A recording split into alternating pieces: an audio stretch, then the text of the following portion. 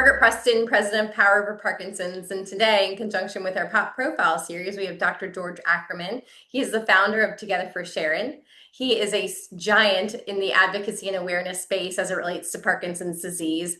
He's also a published author, and I am privileged enough to call him friend. So in full transparency, he is 100% a friend. However, he has earned 100% merit in this space around the world, creating advocacy, all in memory of his mother, Sharon, who passed away from the disease. George, thank you for being with us today.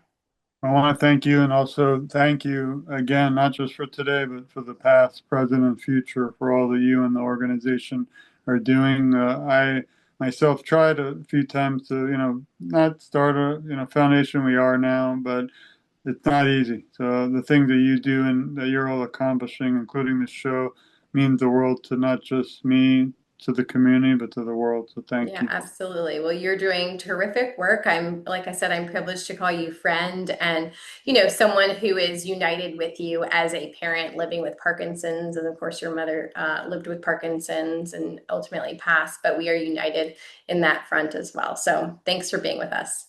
Oh, thank you. And I look forward to this conversation. Yeah, well, let's jump right in. I'm thrilled to have you. You've created an entire movement, as I've noted, around keeping your mother's memory alive. If it's okay, I'd really like to chat about her diagnosis and journey with the disease as we walk through her journey ultimately. No, I appreciate it.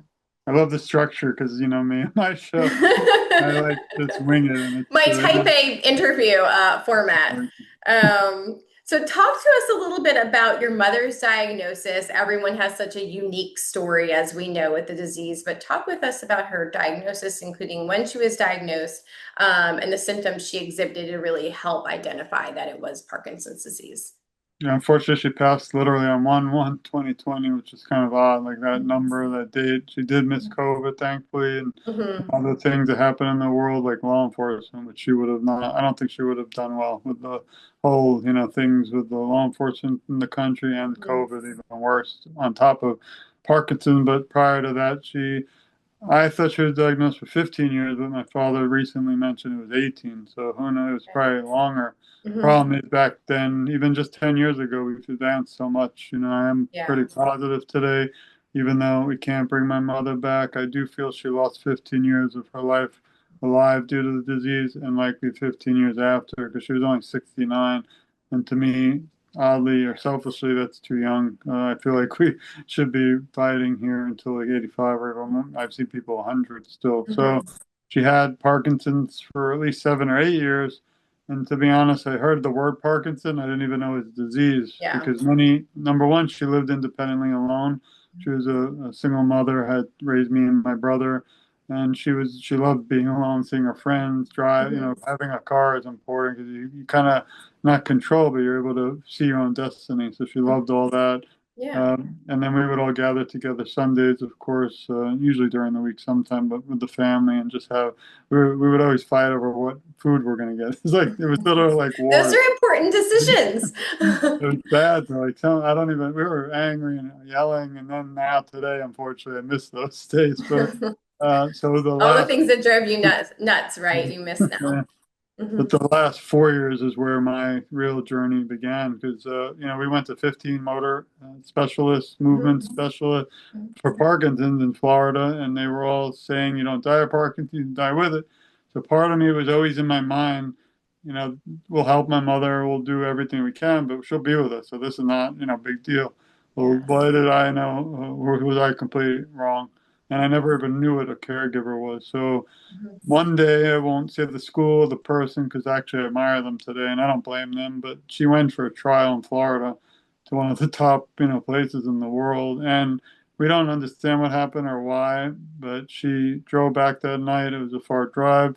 And that night changed our lives forever. Instead of kind of being better after the trial, she now introduced me to the world of delusions and hallucinations, which she didn't actually have before she went to that place. So I don't know if they changed her medicine drastically, but I do recommend anyone doing trials, you need to stay in that location or near that city for a few days or even a week. Because if you're changing medicines and things and then driving home, I don't know how safe it was. So she got home that night, and I was just doing my usual work. Before all this caregiving, I'm a attorney in Florida and Washington, a police officer in South Florida, and my PhD is in criminal justice. So I'm a professor. My whole life I've dedicated to victims of crime, which I kind of correlate today to the Parkinson's community because although not victims of a crime, I do feel we're all in this community victims of the lack of awareness because the Mhm. media is another topic for another day. Yeah. So to wrap up on this one, because I can talk for hours since I wrote a book on it, and I got a call from my father in New York, said, rush over to your mother's house. I got there at 4 a.m. And as a law enforcement officer, you can train and train. I never even understood what happened that night. And as I reached her home, pulled the car up to the driveway, and I saw my mother outside. I'm like, no, no, like something, what's going on? Mhm. She goes, I walk up, said, are you okay? What's happening? She was frantic and said she thinks there's Nazis inside her home and they're going to harm her. And she's Mhm. moving her furniture out. And I'm like, number one, first as a cop, I went in to make sure I cleared the house. Because Yeah. she was always honest, never lied to me, and no reason to, so I believed her. So Mhm. I went in, checked everything, and there was nothing. And that's where I realized that this is not good. And that's Yeah. where I started to, get thrown in like the wolves into the world Yeah. of not advocacy, but at least as a caregiver. Sure. Well, you kind of dovetailed into the next question really well. As the disease progressed, what were some of the complex symptoms? Of course, you touched on hallucinations, which, are extremely challenging. But what were some of the other, if you want to elaborate on that, and what were some of the other complex symptoms that your mother faced? As you know, everybody's journey is so different.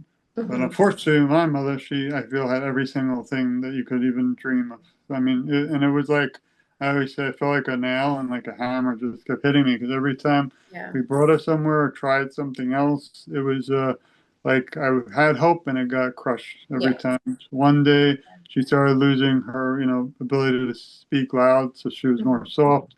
She Hmm. went more physically if we had, she even had the psychological issues too due Yeah. to she also had the, loneliness. There's a lot of symptoms that aren't really physical or that, but emotional because she didn't want to leave the house.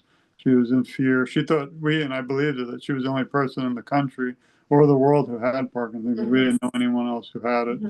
She also went from someone who could walk a few miles a week to the last 4 years. She did a cane for 2 years and a walker, wheelchair. The last 7 days was bedbound, which is something I don't talk a lot about, but it was like she had a heartbeat for 7 days, but that was it. And Yeah. family kept gathering. It was even around, I mean, she passed on Christmas night, so we're Jewish. I'm not very religious, but we couldn't even find people to help us because it was like literally Yeah. New Year or the Yeah. Yeah. holidays. Yeah. So just a devastating thing. And Yeah. as you know, behind me, this side is a book I wrote called The Sun Journey. But sometimes it's tough for people to want to read because Yeah. they do know it's everyone's journey different. But the opposite is, like people like, I don't want to say it's a horror movie, but sometimes suspense.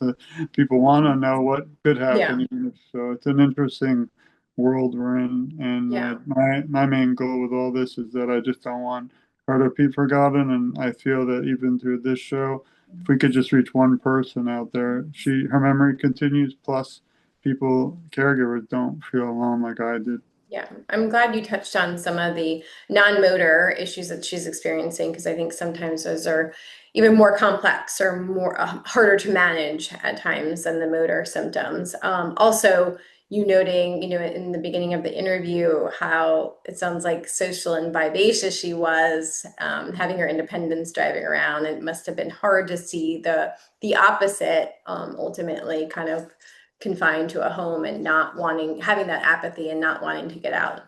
And one of the So, toughest days of my life was taking my mother's car keys away from her. Like I'll yeah. never forget because I didn't know how to do it.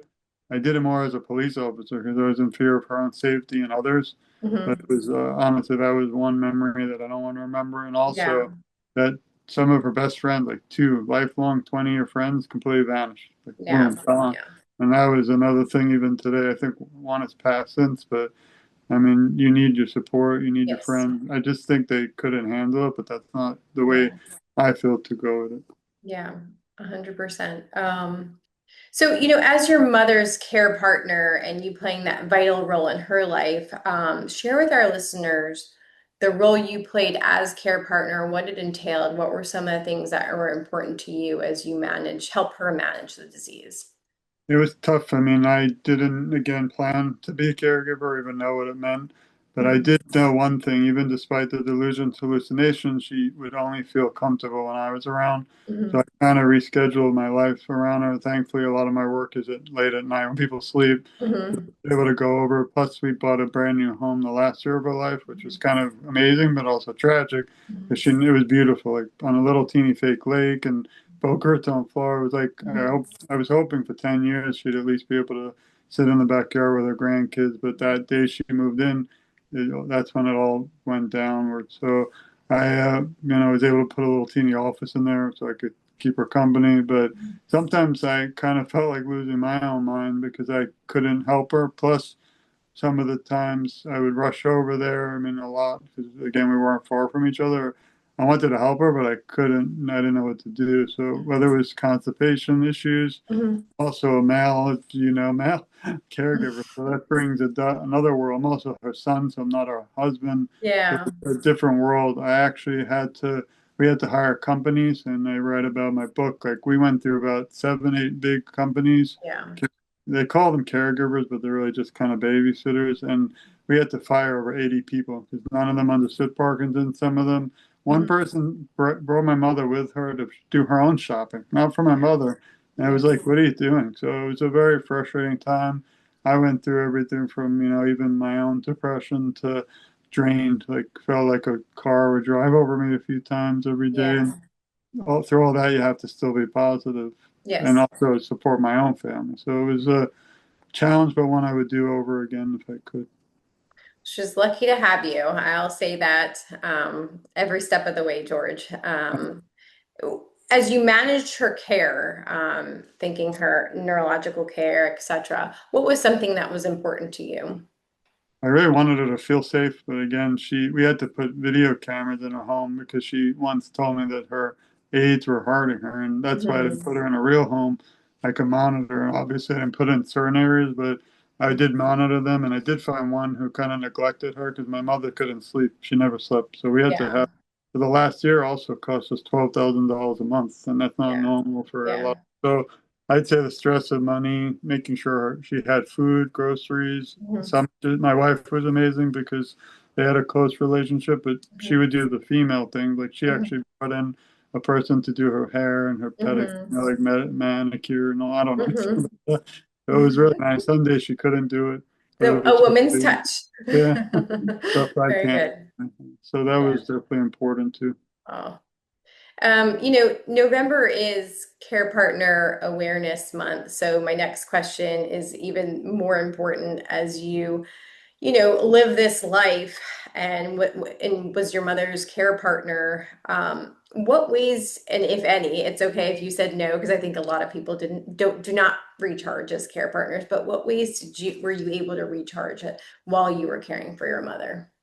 Yeah, that was a tough one because my life used to be in basketball. I played like Hmm. college and competitive with friends. But I remember one Sunday morning dressing up. It takes you like an hour because I'm now older and I have to put like 15 million pads and things on. I was all ready to go, and all of a sudden I got a call from my mother panicking that something's wrong or that someone's hurt her. So Yeah. I would drop a lot of the things that I did and rush over, even though it was usually nothing was Yeah. wrong. So I did sacrifice my own health as a caregiver, and even today, as as an advocate, because I have a friend who does a show with me. I love him, Tim. He's from My PD Party on Instagram. You might know Hmm. him.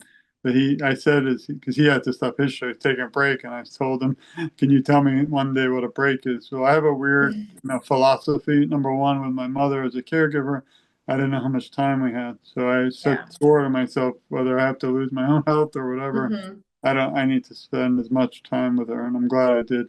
Yeah. Number two, today, it's the same thing. When I think of your father or so many people now, I consider literal brothers and family. My wife always joked and said, everyone's your family, but when you go through this, Hmm. it changes you forever. And I feel in a way that we all have a similar, not just cause, but we're going through. You might not, again, if his journey's still continuing, Yeah. thankfully. But I feel like someday and many days we're all going through something very similar, Yeah. although different. And I don't know it's almost, I don't want to compare it to something tragic, but I always want, like imagine you're going somewhere or doing something and you just do a little and then you go home and you regret it. Yeah. Well, I think I definitely do probably overdo it, but the only thing that breaks my heart today is that there's a journey out there of someone that I'm not aware of and they're changing the world for the better. And that sharing that message might inspire someone else Hmm. or ensure that that person, like my mother sitting alone, knows they're not alone. And I feel like even today, I would have definitely called you and your dad. Hmm. We would have done a FaceTime and we would have laughed, cried, and then, it would have been a different, that's the only thing I do regret. We didn't have this kind of technology. Yeah. Well, as we move on, after your mother's passing, as we've noted, you created this movement together for Sharon to keep her memory alive, and really to help fight for those who are currently living with the disease, which we are all so grateful for, George. Share with our listeners what moved you to take action after her passing. Yeah, I didn't want to write books. I didn't want to do shows. I didn't want to do any of this. But And look where you yeah, are now. I mean, I didn't want my mother to be forgotten because, in life you do have to move on. Some people and this and that, but she didn't just pass normally and quietly, like Yeah, some do. And she just had the worst fight, and yeah, she was a warrior. But the stuff I saw, the way she lost her life, in my opinion, yeah. and I do think that Parkinson does take you, even though it's like a big argument. Maybe it was from something else from it, but she had no other medical issues. It could have been, the wrong timing of medicines or this or that, but Yeah. she's not here. So we started a website, my wife and I had, I think my wife even created the name, but Hmm. I decided, like, why don't we put a few memories and maybe 3 or 4 people will see it, and I would have been fine with that. But then we've had over 60, 70,000 people visit. And Hmm. as you know, now traveling the world, like literally to the World Parkinson Congress, I had the honor to meet a very special family that's yours at the New York City, which was like Yeah. literally, there's only a few people in the world I would dreamt of meeting, and you were one of them. But we didn't get enough time together because it's Yeah. crazy there. But I was that was like one of the memories I'll never forget. Yeah. We were tackled by Allie too, which was amazing. So all my favorite people in one spot. It was just, Yes. and then we got to meet celebrities. It's just Oh, that's amazing. But great. again, every day, like many feel, I like to stop and leave it all up there for just the future and find a cure. But until Yeah. that day, there's just so much more. And even in this short show, it's just, you could talk for days and hours. There's Yeah. just a lot of positives, but also some things that confuse me often. And, like the only great thing is everyone agrees we need a cure. So you would think that it would be simple because there's no like, and that's the last thing, just a note, since we're here with your organization. My goal with Together for Sharon and the website was not to be a competitor. It was Mhm. to be a person who can help other organizations like yours. Anytime I see anything you post, I share it on every social media. I just want, again, someone local there, maybe Virginia or even here, that isn't aware of what you're doing to be aware. That's what breaks my heart is that we didn't know there was things out there, and I wish we did. Thank you. We are, as you are, just trying to do our small part. If only we could just be locally, have a little bit more local proximity. Uh, Something's wrong. No offense to my area, but South Florida, for some reason, there's just not. I mean, we do have some organizations, but mhm. it's not really, like what I would dream of. Even there's no Michael J. Fox presence, which is shocking. So in Yeah. South Florida, one of the biggest donor areas in Palm Beach County, Mhm. Florida. I mean, I know they're all wasting it here in South Florida on the politics, but Yeah. there's a lot of money out there, and it needs to Yeah. go towards a cure. Well, what are you, as you advocate, what are you most passionate about as you advocate for those living with PD? Think what I get excited about is, again, learning other journeys and stories. So I've interviewed over almost 2,000 people written, Wow. including you, and now Yeah. 300 podcasts, which I planned on doing one a month. It's gone out the window. Mhm. Like every time I decide again to stop or take a break, I go online, like Instagram, and I see there's a gentleman, he's might come on the show. He's doing a Guinness Book of World Records for marathons, but he's doing like 7 continents and 7 days, Uh-huh. and it's all for park. And I'm like, how could no one knows about him? Am I Mhm. maybe in his circle? But I always feel like us when we join together, our voices are just so much stronger. Yes, that's very well said. What brings you hope? What keeps you marching forward in this fight? I do see thankfully, I've had some of the world-renowned researchers somehow on my show, and I'm talking about it, it's fun because I have people from France, Italy, Spain. I love the accents. I love that. Hmm. Norway. I had Netherlands, but I even had someone interview me from like Sweden. It's just what brings me hope is that there are people out there in labs that you might not hear enough about, and they're behind the scenes, but they're doing some incredible things. Some with Yeah. animals, which it's another story, but it's Hmm. all different things that there are things and research being moved forward. Problem is now here in the U.S. is again the funding. I had the honor to go to the policy event with the Michael J. Fox Foundation, but for me, networking was an A plus, but the political side was kind of saddening because I got home and kind of, we had three representatives kind of just met like in the hallway with their staffer, which is nice, but they didn't, they weren't there. And then Yeah. two U.S. Senators. One did show, Senator Rick Scott, who's been on my show. He's been incredible support. The other one didn't show. So, I came home kind of with a sad face because I thought more. But I do feel the impact that having that whole Capitol building with advocates from around the United States there, it was a force and it should definitely continue. It Yeah. didn't, it wasn't great for South Florida, but it was for, I heard stories of senators, meeting and talking and bringing people. Yeah. I want that someday. Might have to move states, I guess. I think, I think one thing I've learned is to but be, as I'm sure you have, be unapologetically noisy. So, if you don't get attention or a meeting or whatever it might be the first time, you just kind of keep being pushy because, ultimately you're doing it for those living with the disease and for your mom's memory. So, it's not like you're coming at it with bad intentions.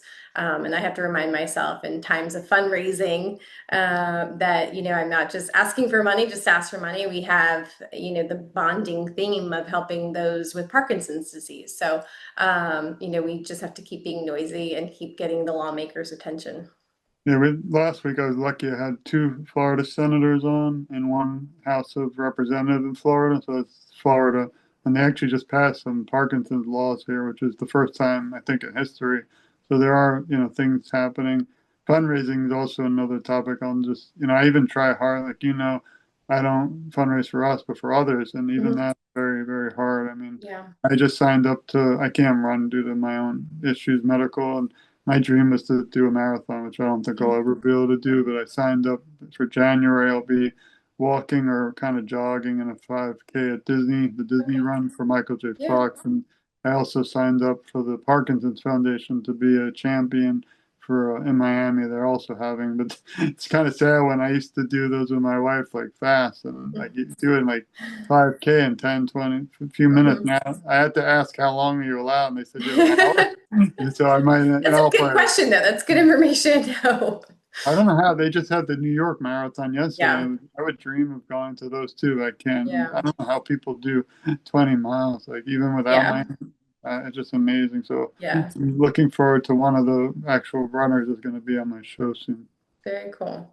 Well, as we move on, what would you like for who don't know a lot about the disease? Think about you before your mother's diagnosis. Me too. I did not know anything about the disease before my father's diagnosis. What would you like for those people who don't might not know the intricacies of the disease? What would you like to tell them about the disease that they might not Yeah, there's still hope. You still have a life. You have loved ones and people in the community that support you.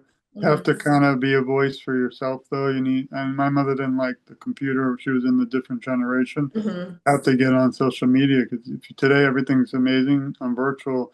You just sign up for Instagram, TikTok, and you'll find a whole Yeah. community, and it's all free. And you don't have to Hmm. pay.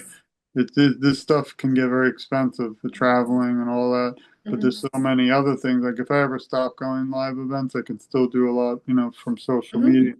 But I don't want people to ever feel they're alone. And Yeah. also, if you go to Together for Sharon and click partnerships, now it's kind of too much on the website. It's becoming a life of its own. But you can actually link to, Power for Parkinson's. You can link to so many organizations that are literally just for free in one spot. But again, I got overboard. I'm just excited, and there's now we have a whole. It feels like we have a TV station. We have several shows now. We You have do. yeah, You do. Well, I wasn't making it up when I said you created an entire movement.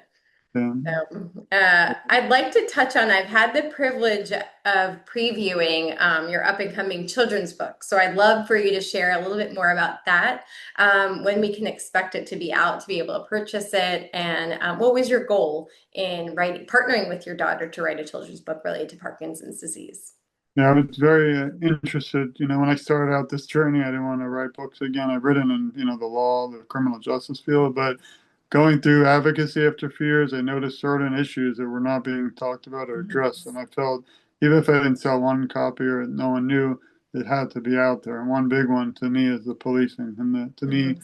this should be a national issue, the lack of awareness in law enforcement with people with Parkinson's. Because guess what?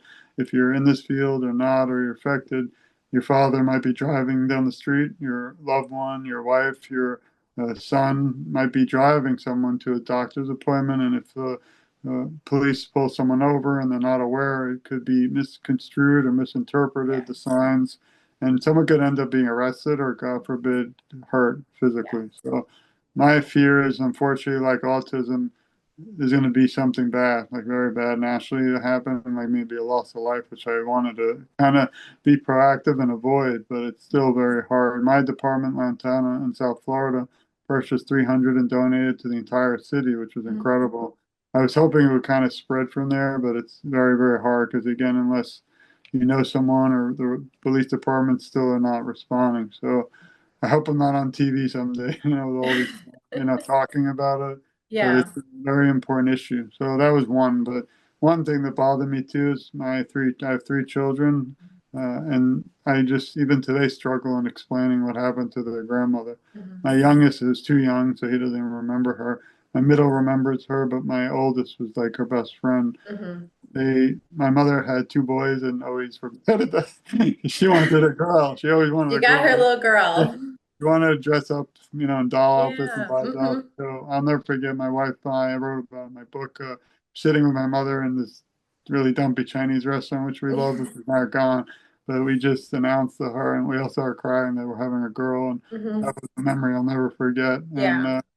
from that day, I'll never forget a sadder part is I remember when we didn't expect the funeral, any of that just happened out of nowhere. But I came home that night from the funeral and I walked in my kitchen and all I saw was my wife and my daughter was hugging her and crying hysterically. And even at that moment, I wouldn't say I'd whipped the book out there, but Hmm. I would have been able to kind of, not a happy way, but a nicer way say, look at the memories, look at the Yeah. story, and she won't be forgotten. So my daughter's young still. She's only, 12, 13. So she wasn't as, she's cute. She doesn't want her all over her school. I'm Hmm. hoping that'll change in it because I told her She wants to we keep a can, low profile as a an you know author. how kids, Hmm. little when she's older, I hope in high school. Now she has this tool too that she's a part of. She can Yeah. promote. I hope she'll raise money for Yes. Parkinson's.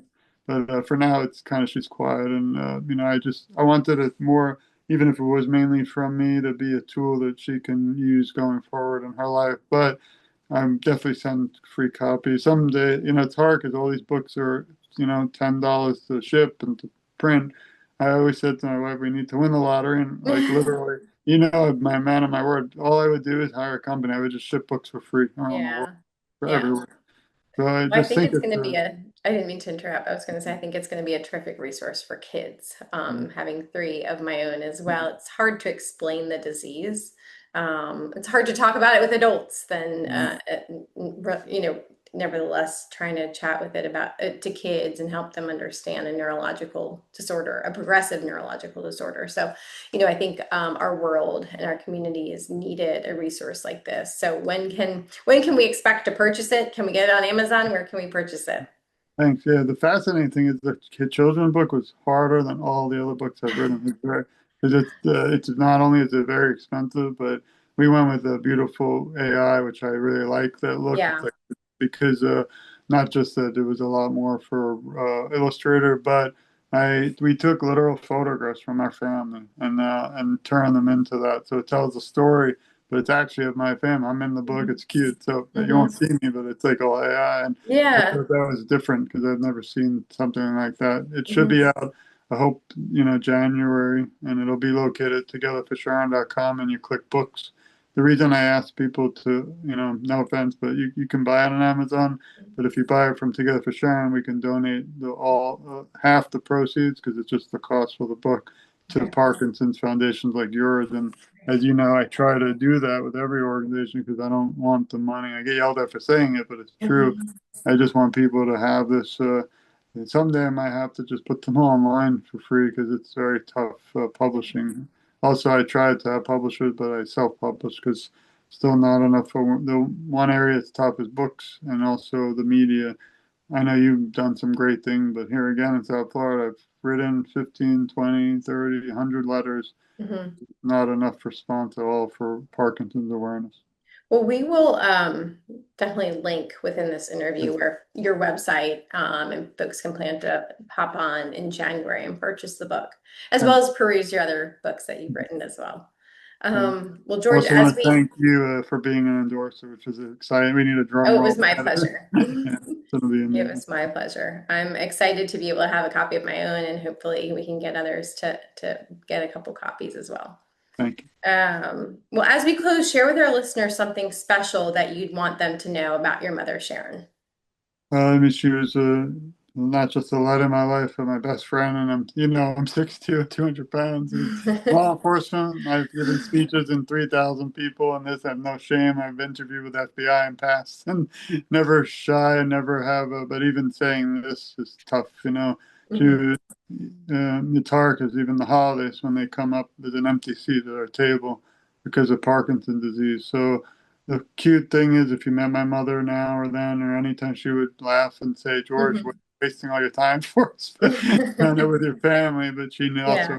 didn't raise me to just move on and forget Mhm. all the other people still going through this. So Yeah. my, biggest thing is I don't feel I'd be the man I am today if it wasn't for what my mother taught me, and she was at my side, literally in photos, every single step of the way through my law school career, my PhD, and my police. And I would have quit several times, especially the PhD because the dissertation was tough, but she always was that voice to keep going. And that's what I hope to be, a voice for everyone else out there to know that you're not alone. We send our love, and I'll keep fighting with you, Margaret, and everybody out there until it's secured everybody's doorsteps around the world, not just in the US, but worldwide. Yeah. Well, you are leaving no stone unturned as it relates to advocacy and awareness and your passion, all with your mother's backdrop, your mother's memory as a backdrop to everything you do. So, the Parkinson's community is very lucky to have you, George. I appreciate it, and I feel the same about you, but I have to also tell everyone that when I started out, when I had a list of people and organizations I thought were doing a magical thing, like literally. And guess what? You and one other, Deb, also from Drive, the two of you just became instant family without even. I remember saying we were starting some kind of a show with my wife, and I was wondering if you'd be interested. You didn't even like flinch. You were right there, and No. it's because of people like you that I'm able to continue this. Because again, there's 1% that aren't as friendly for Yeah, some reason work, but again, I feel like we have to all be in this together, I and agree. we are a family in this. And there's nothing else I want. I would love to be able to raise $10 million and just send a check to you. So if we Yeah, could do that someday, we're going to keep trying and try and yeah. figure it out. But I do hope everyone listening supports your show, your organization, and I'll be sharing this more than once, probably 100 times. Thank you so much, George. It's an honor to call you friend. It was even more of an honor to have you on the show and interview you and share your world with everyone, all of our listeners. So thanks for being with us. Thank you.